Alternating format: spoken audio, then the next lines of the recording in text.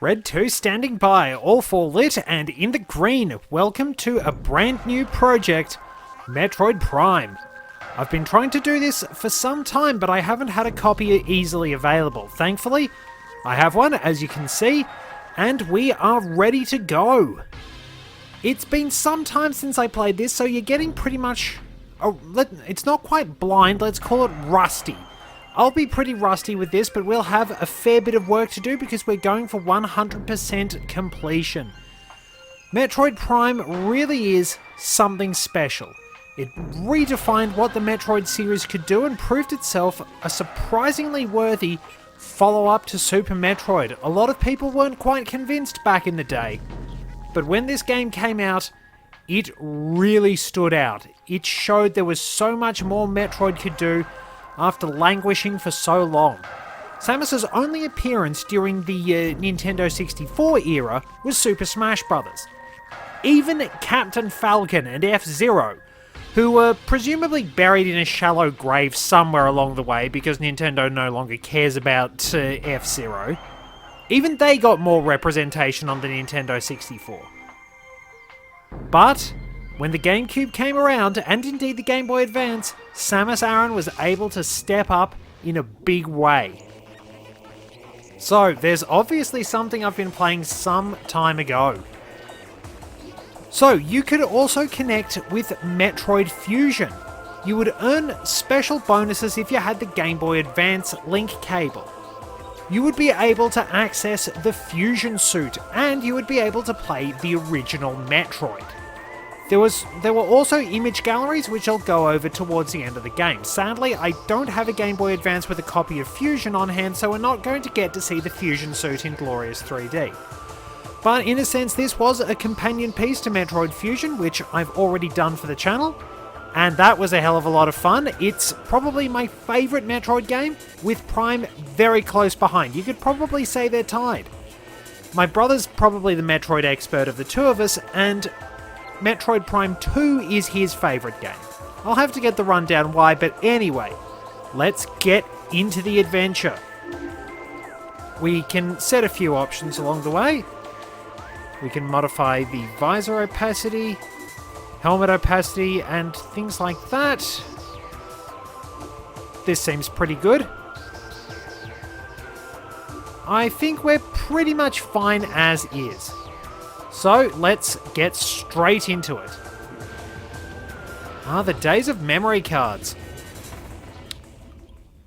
Brings back a bit of nostalgia. Unidentified distress beacon has been tracked to a derelict space vessel in orbit above Talon 4.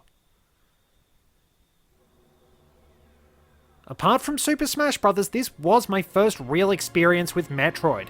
I didn't play Super Metroid until much later, the cosmos. But in the vast universe, the history of humanity is but a flash of light from a lone star. The life of a single person should be lost in space and time. But among the stars, there is one light that burns brighter than all others. The light of Samus Aran. Her battles extend beyond her life and etch themselves into history. Here, another chapter of that history will be written. And after I accidentally talked over the introduction, sorry about that, we wind up at the Frigate Orpheon, a fairly battered looking space vessel, and Samus's flashy new gunship. As I was saying, this was my first experience with the Metroid series, not a bad way to start off. I learned a little bit about Super Metroid from Super Smash Bros., of course. Mostly Super Smash Bros. Melee, because the original was sort of a side project that wound up becoming popular. It was still very well done. And there we are in glorious 3D, Samus Aran.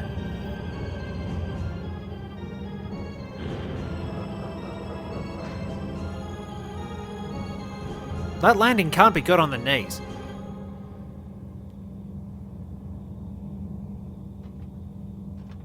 As the camera pans around for the first time, we go into the visor. We lock onto targets with L. A button is shoot, B is jump. Then we switch to scan the central pillar. Ah, that's right, it's C left. And then use L to scan. So, important scans will be highlighted in red. And you'll be able to find others, well, just orange. You'll have to keep an eye out for a lot of different scans along the way. And don't run off the edge either. So yeah, this was a pretty good way to start the Metroid series, even if you do kind of have tank controls. So, standard doors. Later on, I think there are certain elements which can be scanned. So, right in front of us was the panel we needed. And there is a dead enemy of some kind. Fortunately, our barrier suit protects us from the elements. That was odd. What are we scanning?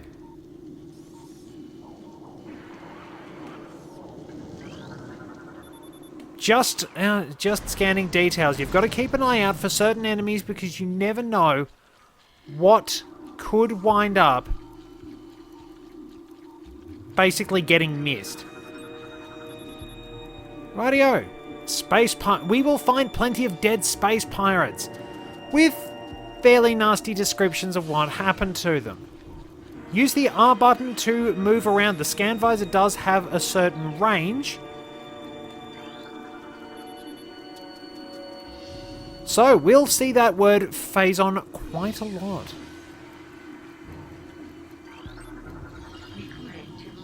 Right, and now we have a new creature. Morphology, parasite, interstellar vermin, travelling swarms. Indigenous to Talon 4, a single parasite is harmless to larger life forms. However, they tend to travel in large groups, swarming over potential prey. Such swarms can be dangerous.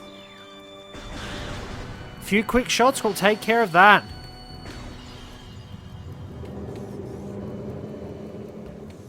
So, just like our switches early on, enemies can be locked onto.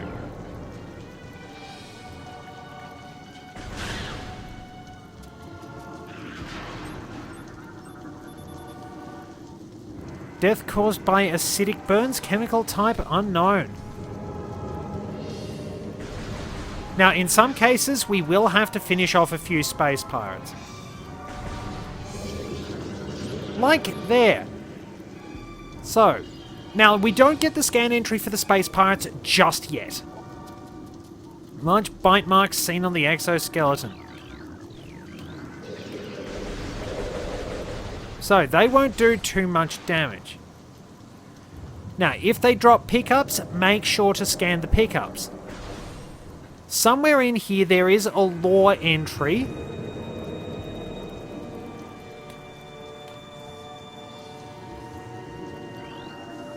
And you will need to scan lore of all kinds. Space pirate lore, there's Chozo lore. And all sorts of interesting little details that make this game quite interesting. Basically, this is the tutorial section. You look around, you get used to everything, and we get a little taste of power. So, Charge Beam will generally finish off enemies.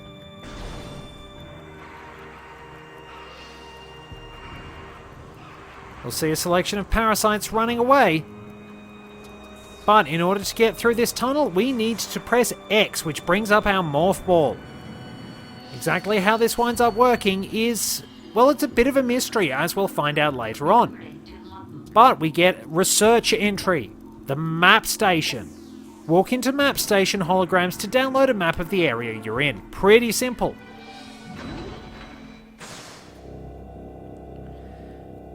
Basically, the navigation rooms in Metroid Fusion serve as the equivalents to these. You'll get information of various areas, but you will often have to be exploring. So, there's our map.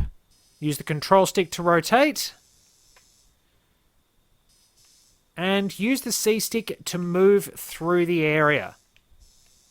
Can be a little bit fiddly, but you've also got a compass apparently telling us which way is north, which is rather strange on account of the fact that there isn't really a north in space.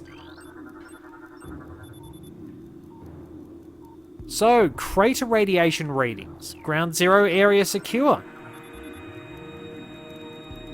Well, at least the exterior hull is stable. That's something. I hate to get sucked out into space. But yeah, there is a point in Episode 2, Attack of the Clones, where Obi-Wan says something should be just south of the Rishi Maze. Problem is, as we've said, there's no south in space. So sometimes you'll need to scan elevators in order to have them work. Certain major elevators are loading areas too. Rightio, so obviously don't walk into the electric currents. Now you will notice... Alright, I didn't take any damage. You would notice that when I was going near that bar of electricity, there is a little barrier, well, a little meter on the left-hand side of our screen.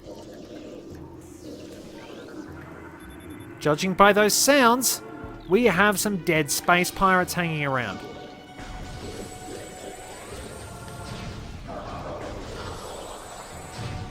We can basically strafe by targeting our enemies and moving to the side. We can also jump very quickly. Now, remember how I said we can scan certain pickups? New research entry. Small energy replenishes 10 units of energy.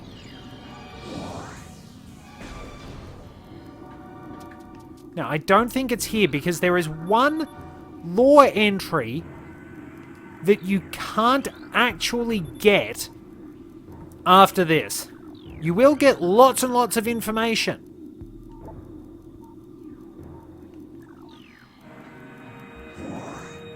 Yeah, it's around... I think it's in the next area. But it really does pay to get used to this particular area. You will find out why later on.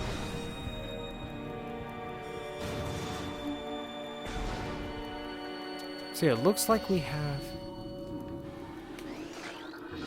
That's not what I want to scan. Entrance to bike.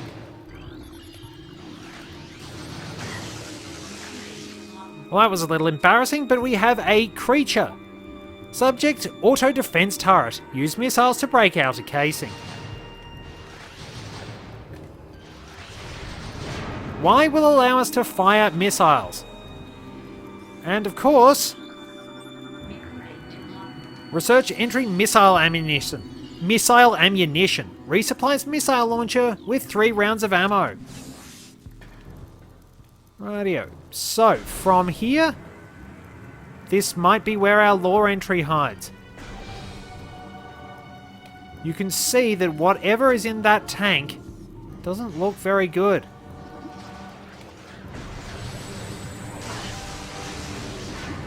Very nice to note that a charge shot will take care of those.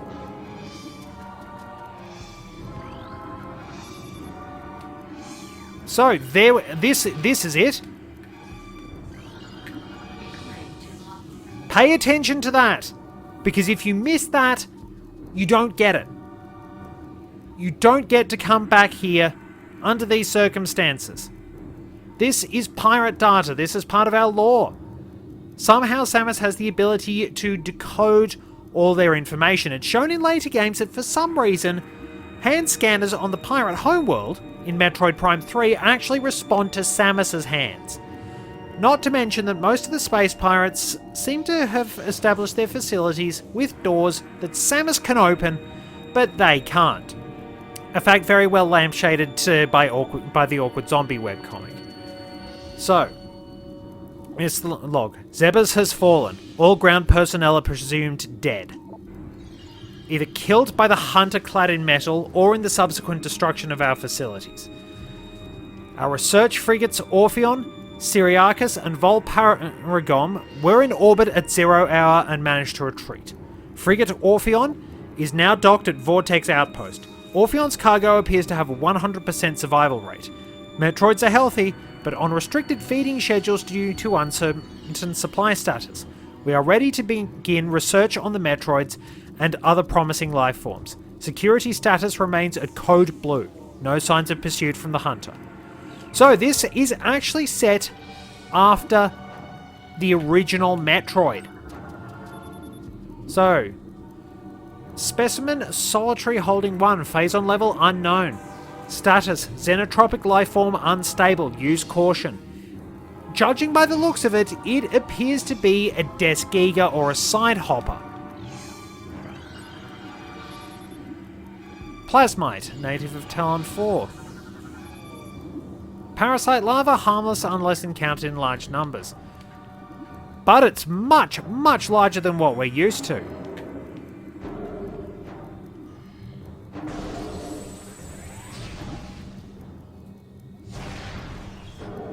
Well, we can't do anything about that one.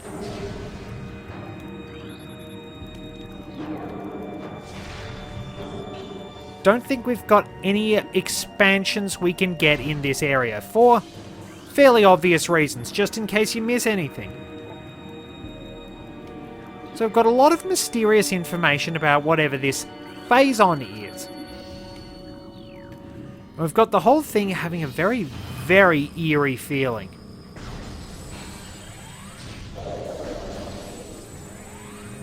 Oh yeah, useful note. Your charge beam will draw in pickups.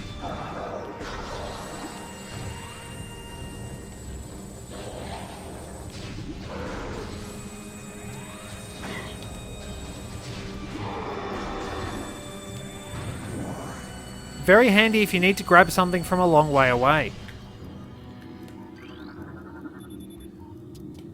Empty. Shriek bats. We will encounter shriek bats fairly frequently throughout the game, but those ice shriek bats are actually a lot harder to locate. Standard plated parasite? Well, not so much standard.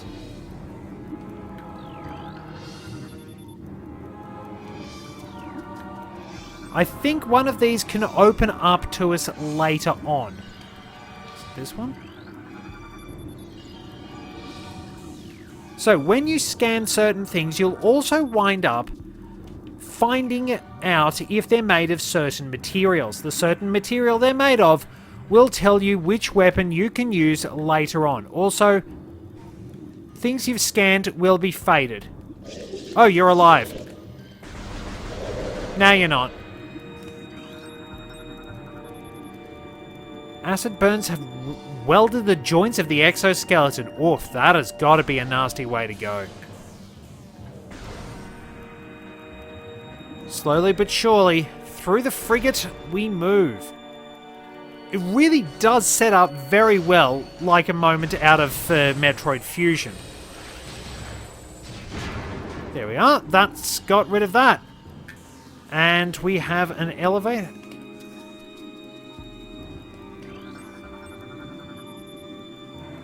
Severe lacerations to the abdomen. Something has absolutely shredded this place.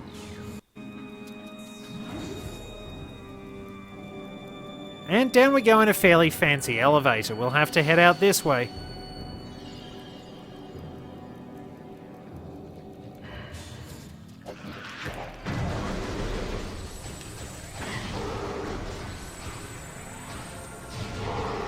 Probably should have... Damn it, he faded away too fast. I should have seen if I could actually... Ooh, removal of internal organs. Nasty.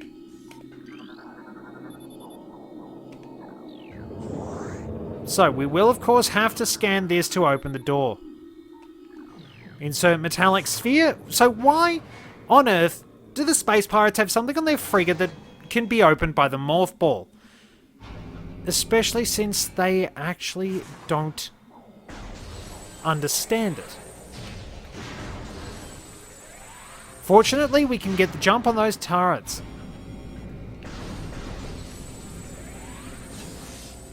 That'll keep us nicely supplied, and here's our save station, which I shall use for the sake of demonstration. The save stations step into one of these to save your game and fully restore your energy.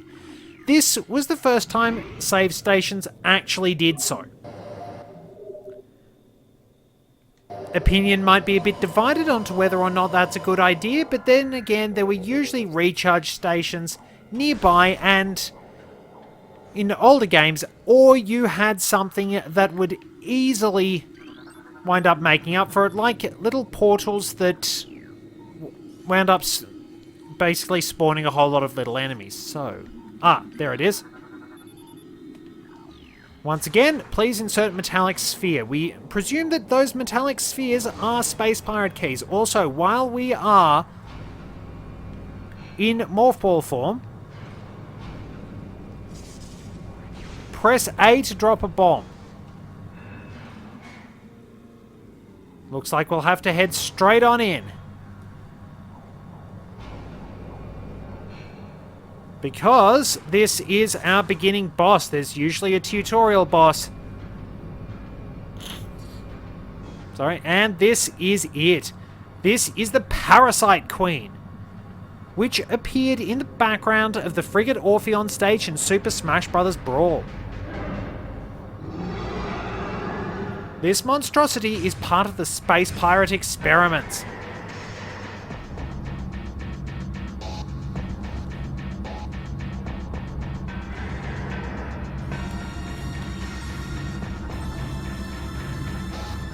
So bosses might take a little while longer to scan, but we have Morphology, Parasite Queen. Parasitic female genetically enhanced by unknown means. A weak spot has been detected in this creature's mouth. Use your auto-targeting to acquire this new target. Scans indicate the presence of a potent mutagen, origins unknown. Creature exhibits the ability to fire weapon-grade blasts of energy from its mouth, a trait not present in the standard parasite genome. It appears the pirates have begun a bioengineering program with considerable results.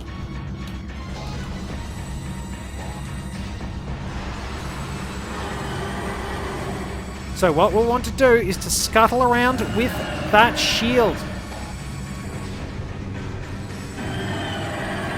And you can skip around by using the B button to avoid its attacks.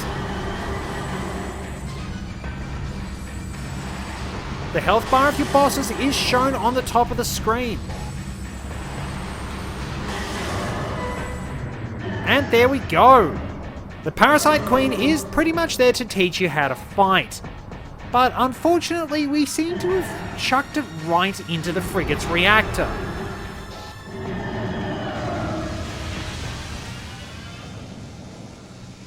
Evacuate immediately. It is time to run in the direction of away. You can't start a Metroid game without a bit of a disaster, it seems.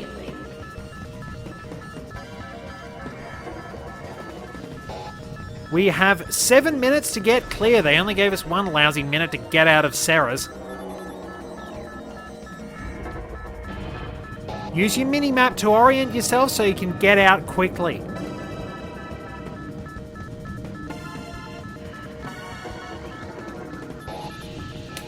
And we can disable those turrets.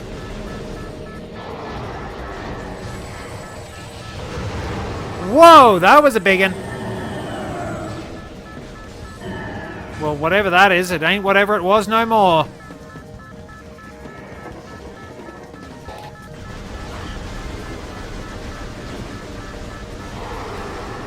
Alright, now which way do we go? I think I have to go over this.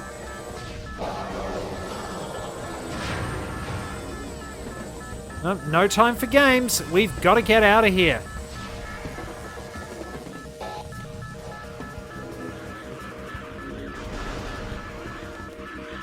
Okay, they're just basic parasites. Marching through those will cause you to take a little bit of damage, but you can also manage to get a lot of pickups from them under normal circumstances.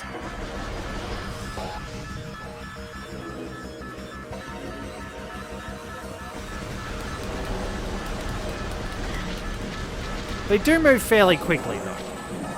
If they drop a lot of pickups, use the charge beam to draw them all in.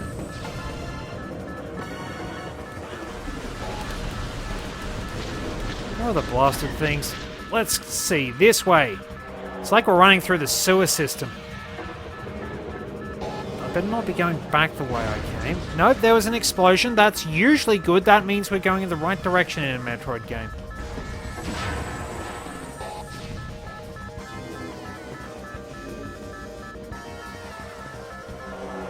We'll just have to hustle out of here very quickly.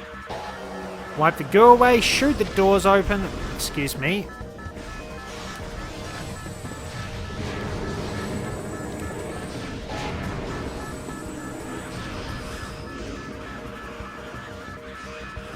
This frigate really is labyrinthine. Lots of interesting little pathways.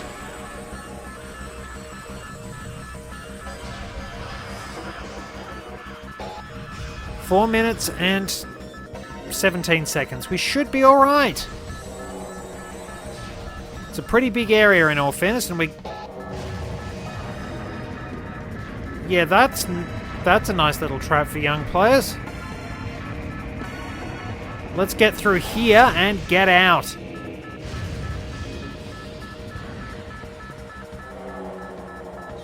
Almost halfway.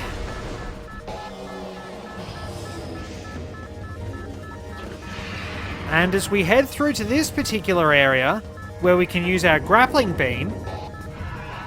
Oh, I wonder who that could be.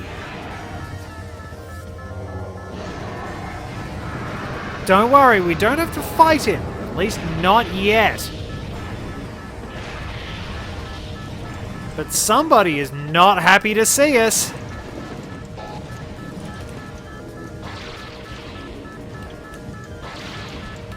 And there we go. Swing over easily using L.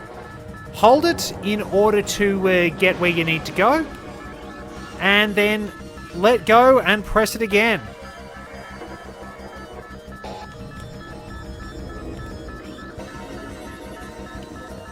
Alright, now that we've scanned that, this trope tended to be pretty common to the series from Metroid Fusion and Metroid Prime onwards. You get a taste of power and then you lose it. We have lost most of our equipment. We can't use the charge beam. We can't use the morph ball. We can't use missiles. We don't have the grapple beam. Wait, where are we going? Whoops, that could have been hard to notice, and that could have been embarrassing.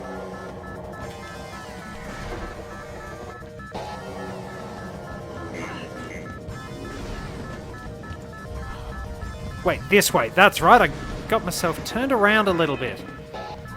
Looks like we're back at the start, though. Come on, get us out of here.